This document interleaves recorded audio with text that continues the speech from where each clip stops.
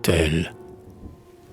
Il est bon qu'on admire, il est juste qu'on vante, ce jour d'explosion littéraire et savante, où le Cid de Corneille émerveille à Paris, et le siècle où, charmant les cœurs et les esprits, opposant muse à muse et merveille à merveille, Racine partageait la gloire de Corneille. Où, poète railleur et bouffon souverain, Molière mariait Thérence à Tabarin. Où le bon La Fontaine oubliait les prophètes et mettait tant de sel sur la langue des bêtes.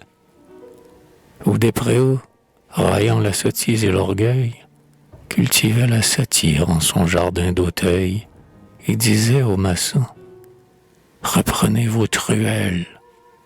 Où, mêlant son or pur au clinquant des ruelles, Sévigné prodiguait son esprit et son cœur de la douce Grignon à Bussy le moqueur.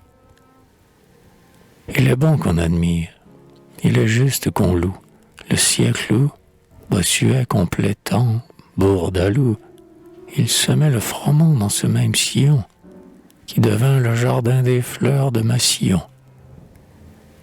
Le temps où Fénelon, nourrisson de Virgile, en évêque pasteur pratiquant l'évangile, devenait 2 fois saint et 2 fois immortel. Oh, le trône écoutant les leçons de l'autel, l'évêque fléchier surpassait Isocrate, où Catina valait Miltiade et Socrate. Alors, faisant cortège à l'astre sans pareil, des astres gravitaient autour du roi soleil. Saint-Denis pouvait bien garder son oriflamme dans l'étui. Luxembourg tapissait Notre-Dame.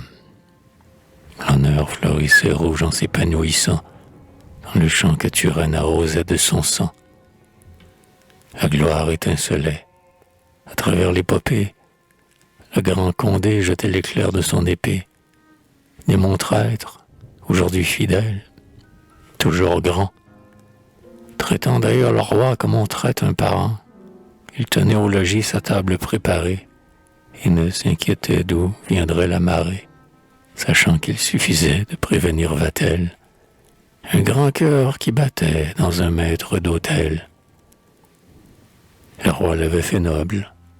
Il portait une épée au côté, fer de luxe et lame inoccupée, hochet chevaleresque, ornement puéril.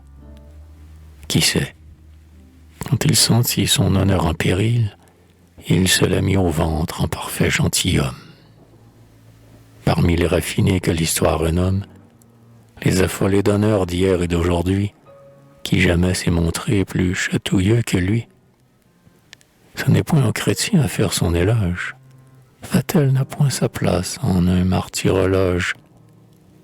Mais l'homme de métier se sent fier, ô Vatel, de trouver un Caton dans un maître d'hôtel. Pour moi, quand je revais mon tablier vulgaire, il me semble que j'entre en un harnais de guerre. Je pense à cet aïeul qui fut si grand seigneur, et qui, comme Turenne, est mort au champ d'honneur.